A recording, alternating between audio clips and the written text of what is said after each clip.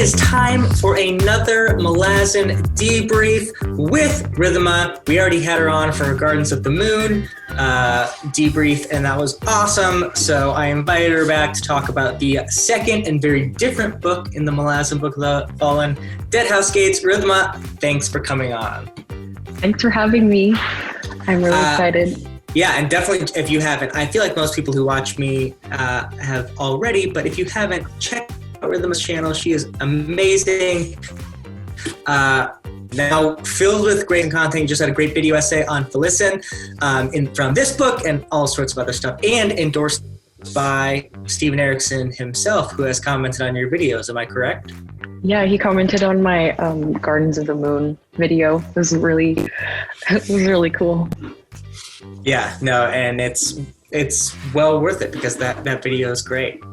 Well, today we're talking about Deadhouse Gates. First question I want to ask you is, how was your transition into this book? Because it's very different characters, especially at the beginning when it's Ikariam and Mappo, and that really brutal prologue scene. How was and I will admit, for me, the first time I read through the series, it was a tough transition, and I actually got distracted with some other reading and had to come back to Deadhouse Gates later on. So how was that transition for you?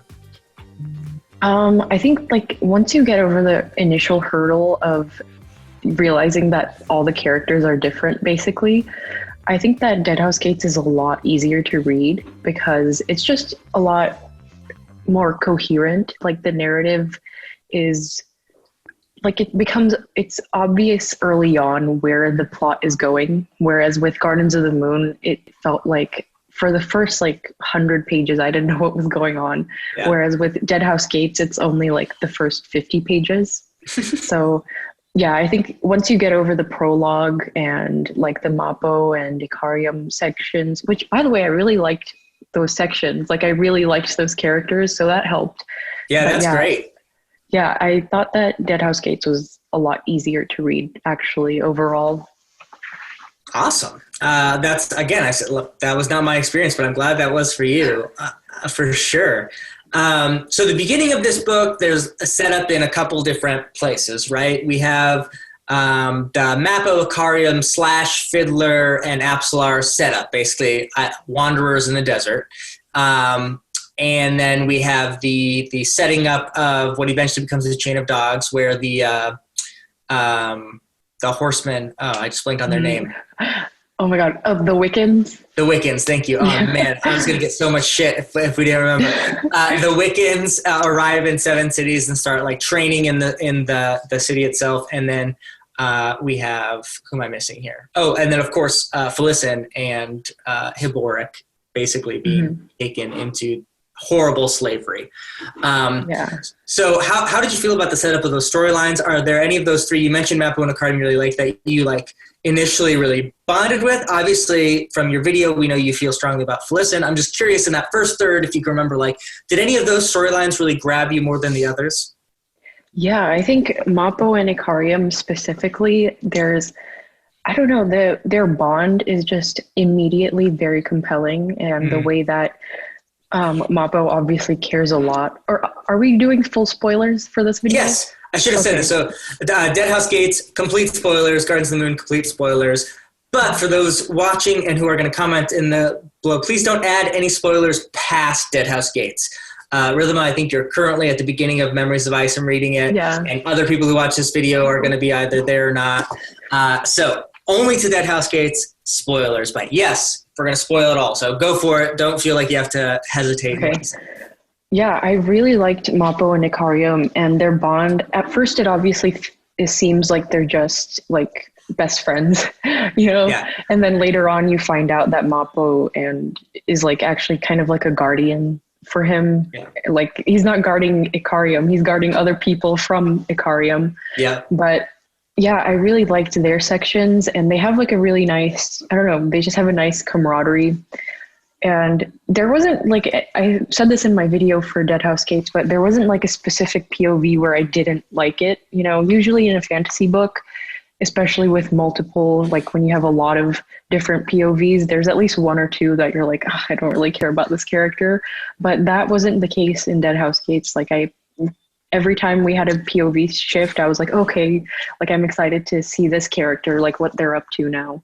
That's awesome. I call that, by the way, the Reek effect. Have you read A Song of Ice and Fire? No.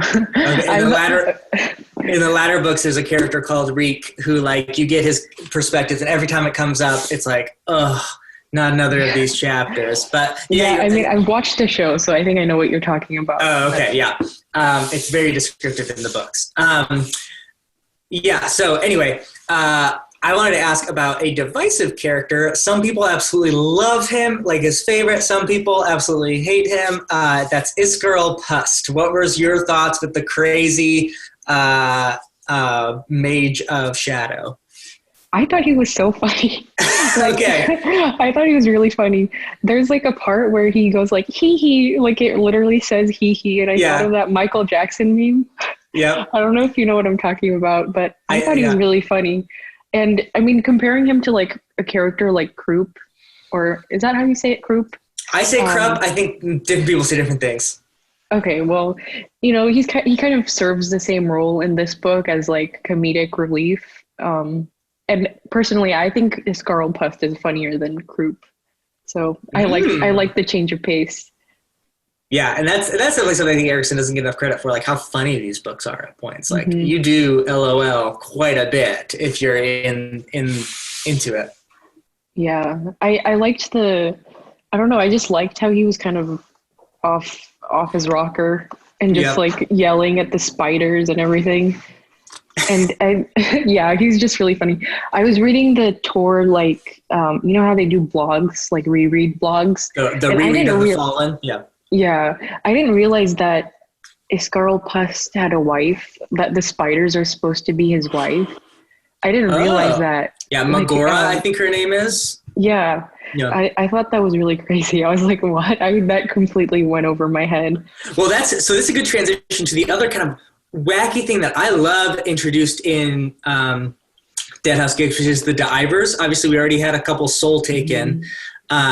Which is a cool idea, but you kind of seen before where people turn into other things. But this idea of like this singular mind turning into like a horde of different animals, I think is so cool. So what did you think of the Path of Hands and that whole storyline and how that progressed? I remember being confused but intrigued, and by the ending, like was really into it when they got to the Deadhouse. Yeah. Well, at first, I think I still was like confused by the end of like what the difference was between Divers and Soul Taken.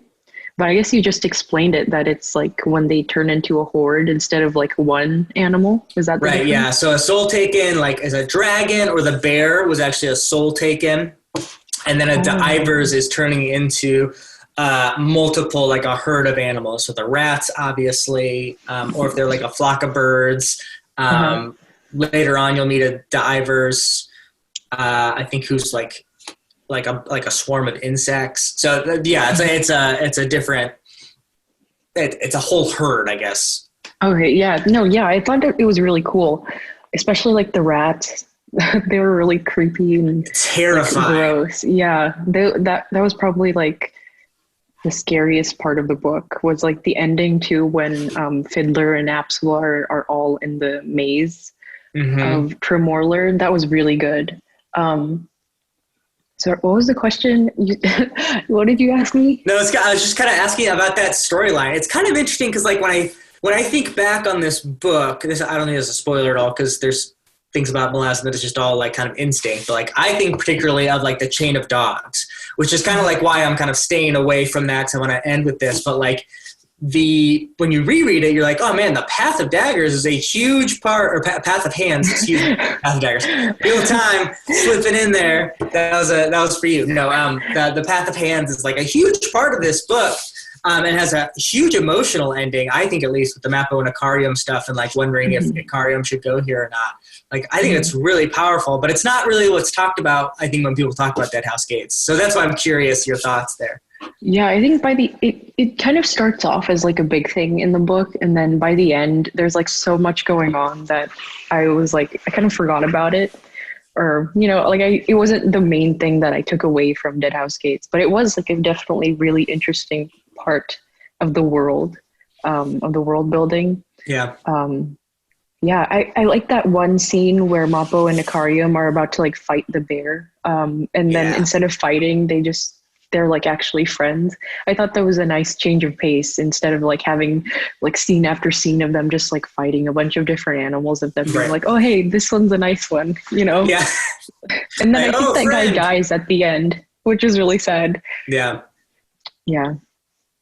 Yeah, that's a cool storyline. Okay, so let's, as I said, kind of the two main things that happen here, Chain of Dogs, and then the Felicin storyline, tragic storyline. Which one do you want to tackle first? I'll let you pick as the interviewee.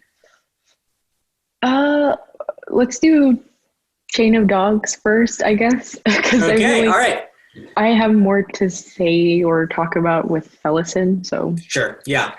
Okay, so let's talk about Coltane.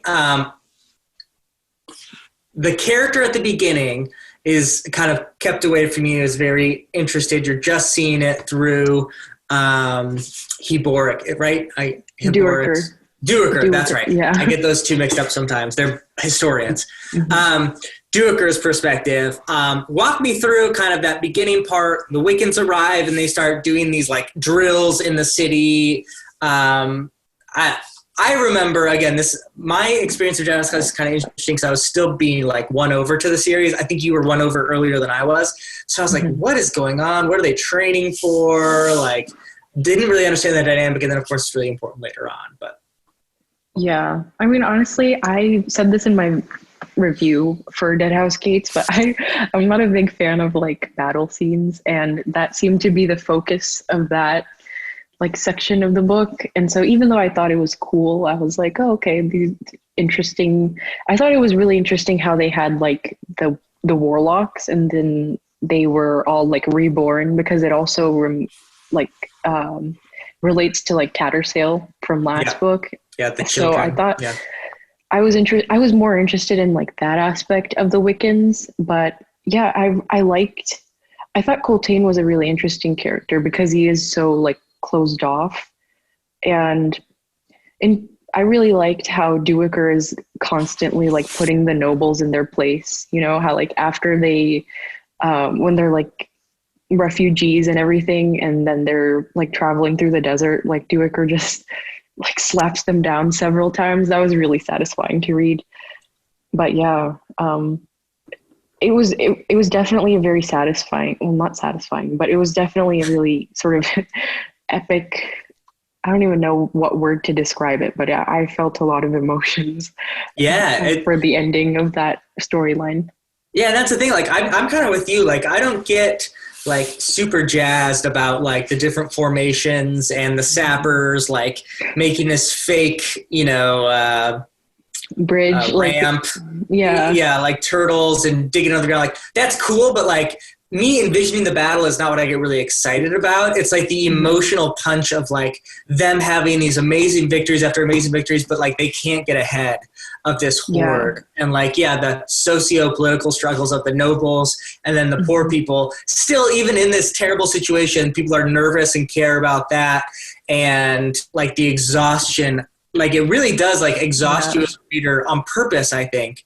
And even small things like their victories come literally like they have to sacrifice the horses. Like for some reason, in the grand scheme of things, like it's sad horses are dying, but like also a lot of humans are dying. And, but for some reason that emotional moment like really hits home that like they take the life from them to make this possible.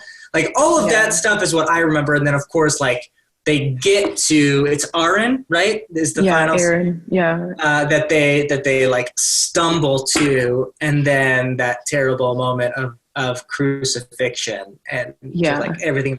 Sorry, I'm getting ahead of myself. I'm just describing everything. I'm supposed to ask what you think about it. So maybe talk like anything stick out, especially in that ending. Like there's so much, stick out is a weird phrase, but what do you want to talk about with that crazy ending of the Chain of Dogs?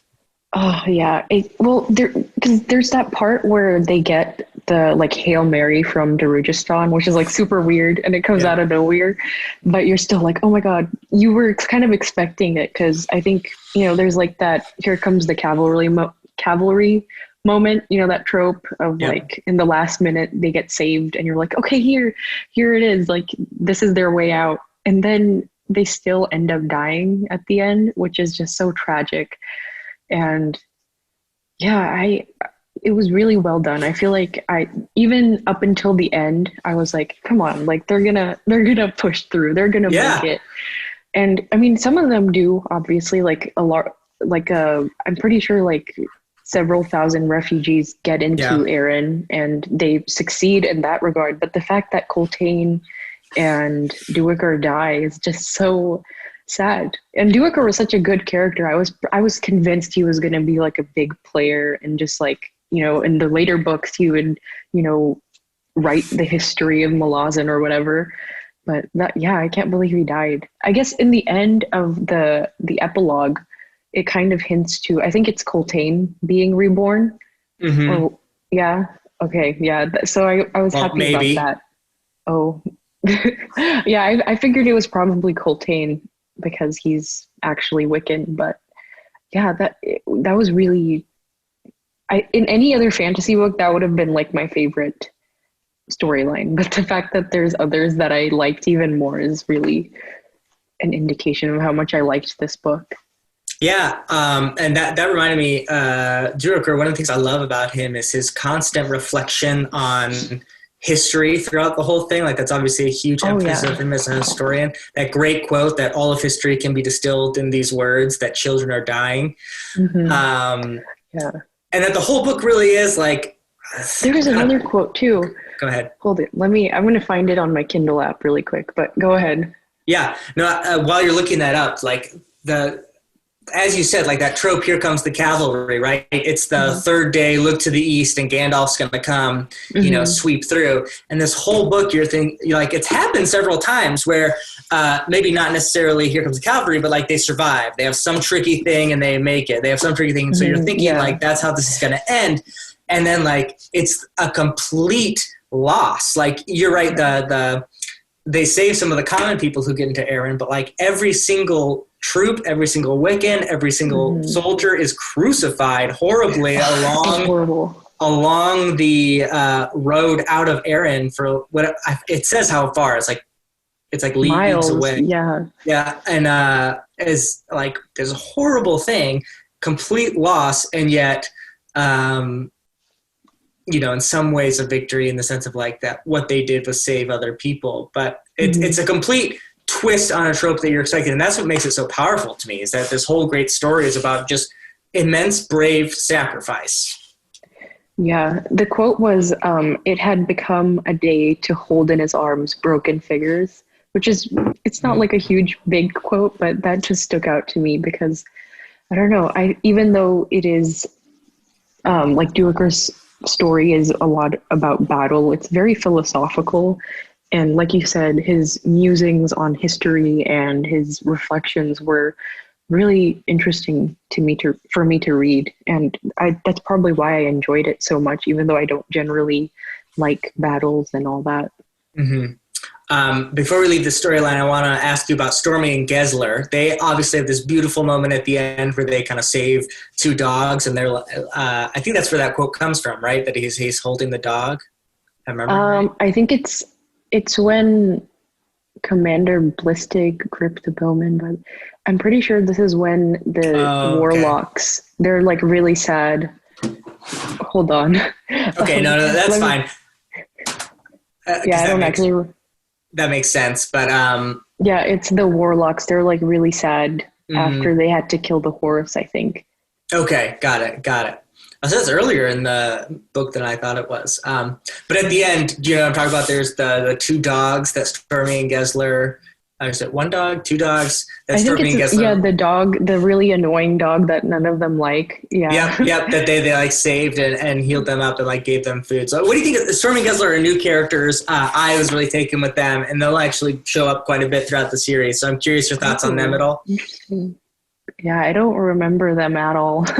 Like, to be honest, I don't remember those characters. So they're the ones that turned kind of golden-y, and remember Coltaine punched them once? Is this sounding familiar? Oh, yeah. Are they the sappers? They're like I think Stormy is the one of them is the like captain that they don't see, who never shows up to the meetings. Yeah. Okay. Yeah. They were, I think so. I thought they were cool. Okay. I didn't think too much about them. There was a lot going on in this book. Yeah. Absolutely. Yeah. And you'll meet them sort of, they'll show up every once in a while. So they'll become bigger. So it might just be that I'm blowing them up in my mind because I know later on that they'll be part of the story.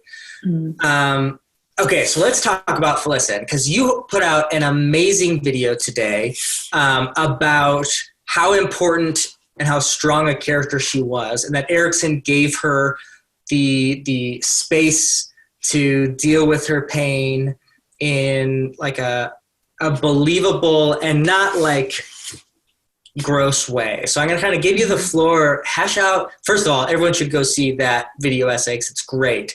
It's on my Twitter. I'm going to put a community post about it. So check it out. But if you could kind of rehash some of the things you mentioned in that great essay, Riddhima, I'd love to hear it.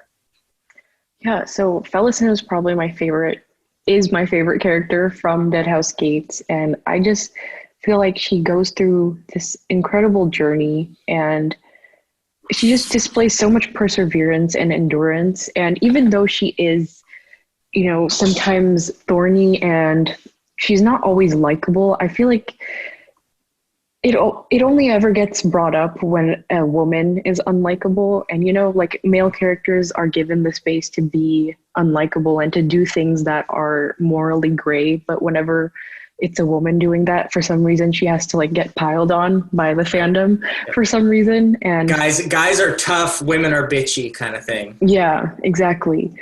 And yeah, I feel like her journey from this place of being completely powerless to the ending where she literally becomes a goddess was just so powerful. And I don't know. Well, actually, I do know. I got spoiled for Felicity's ending, but oh no! Yeah, it's okay. It was my fault. I was in a Discord server and I just like clicked the bar without thinking, but it's completely my fault. But anyways, as a self-contained arc in Deadhouse Gates, I think that Felicity just has one of the best character arcs I've ever read. It just like it goes from the whole, it's just self-contained. It's so beautiful. And even though I don't know what happens later on, I just know that I'm always going to really enjoy this book for how Felicity is portrayed here. Yeah, and I remember, I can't remember if it was on our actual like debrief where we actually put it out, or if it was just like on a private chat or something, but you did mention after Gardens of the Moon that you were sad like that the female perspectives they weren't bad, but like they weren't really explored because Lorne dies and Apsalar is basically possessed for almost the whole thing. And Felicity is definitely not like that, right? She's completely explored and given space to be who she is. And yeah, I agree with you. It's sad that some elements in the fandom sort of like really hate her and find her annoying. Yeah, I feel like with I shouldn't be surprised, but I was still surprised to hear that people didn't like her, like that there's people out there that don't like her. I mean, any character has their haters, but I feel like it's always very, I don't know, it's always just like a very ardent group of people when it comes to characters like Felicity. Because I mean, in other fandoms too, like Sansa Stark has her haters with similar vibes, and Egwene and Wheel of Time. So I feel like I always pick out that one character and I make her my favorite character. Because you are an Egwene stand for sure. Oh yeah, I love Egwene. I love Sansa. On Reddit, I have the badge for Sansa Wins the Throne for when season 8 came out. They did like that whole thing, so I can never delete my Reddit account because I have that badge. But yeah, I mean, there's worse things in the world, I guess, but that's a pretty good badge. I'm trying to think. So I'm trying to think if we missed any major things. What am I forgetting to ask you about Deadhouse Gates? I've already like my brain has already moved on to Memories of Ice because I'm like let me see, I'm 100 pages, a little over 100 pages in. So I'm trying to shift gears, but So let me ask a basic question here.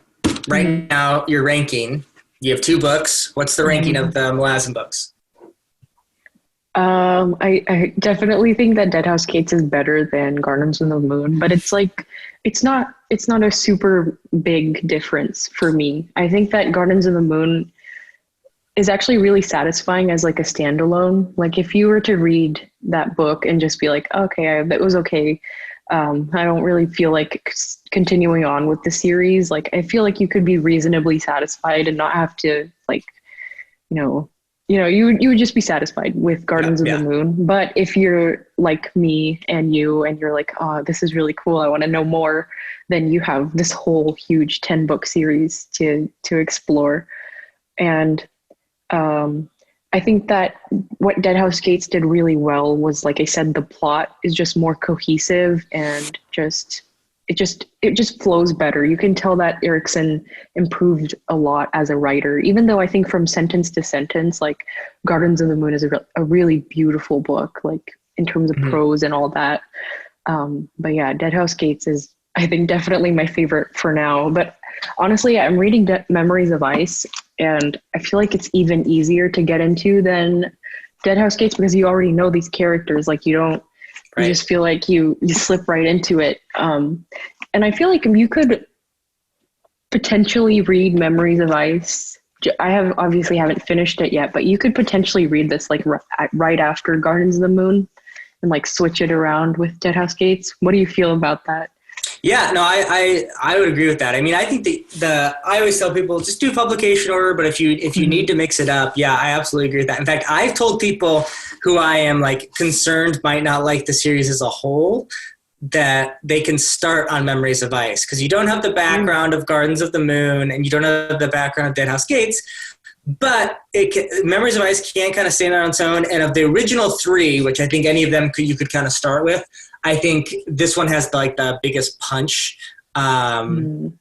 So, I'm scared now because Deadhouse Gates had a really big punch. Yeah. I mean, they're all really good. So that might be somewhat of a controversial take, but I definitely think there's I think any fantasy reader could read Memories of Ice and appreciate some of it. Because like you said, even the prose like gets a little better is not the right word, but like he learns how to write longer novels. Because he said this before. I think we talked about this. Like he was a short story writer for a long time, in which you have to like really squish in a lot of information to one paragraph. And so he said before that like Gardens of the Moon is like one big short story, which like people get fatigued by, and so he understands that. And I think he's kind of gone away from that and gets better and better throughout the series of not doing that. So that's why I think Memories of Ice is a good, like, if someone's only going to read one book from the series, read Memories of Ice kind of thing. Yeah. And this is like the longest book too so far. It's like 900 pages. Yep. It's very chunky. There's so many good. I want to talk to you about Memories of Ice now, but we should probably stay focused on Deadhouse Gates. So I think that's our debrief. I'm trying to go through. I think we got most of it. I want to make sure I don't miss any big questions. I think that's it. And you turned around very quickly from Deadhouse Gates to Memories of Ice. Are you kind of like, was that like a planned thing, or is it just like you need more Malazan? Yeah, I think my goal is to do like a book a month this year. I kind of failed that because it took me a little over a month to read Deadhouse Gates, but I mean, I'm just going to take it easy. I'm really enjoying it, so I don't want to rush it, but I really want to finish the series so I can like jump in and see like everyone's theories and everything. Like that was for Wheel of Time, that was like the most fun part, was finishing A Memory of Light and like jumping into the fandom and like being able to read all the posts and click on all the spoiler bars. But yeah, I mean, Malazan is huge. It's even bigger than Wheel of Time because there's so much like extra stuff. Yep. But yeah, I'm excited I don't want to rush through the main 10 books, but I also want to get through them so I can, start talking with people, because I haven't actually like interacted with the Malazan fandom beyond you and like other people who comment on my videos. I try not to go on the Reddit and stuff like that because I don't want to get spoiled.